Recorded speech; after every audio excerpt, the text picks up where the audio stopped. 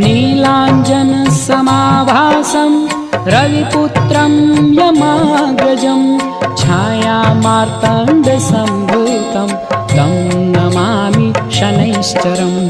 नीलाञ्जनसमाभासं रविपुत्रं यमाग्रजं छायामार्ताण्डसम्भूतं तं नमामि शनैश्चरम्।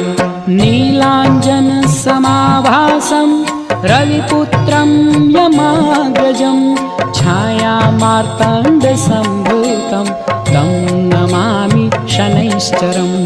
नीलाञ्जनसमाभासं रविपुत्रं यमाग्रजं छायामार्ताण्डसम्भूतं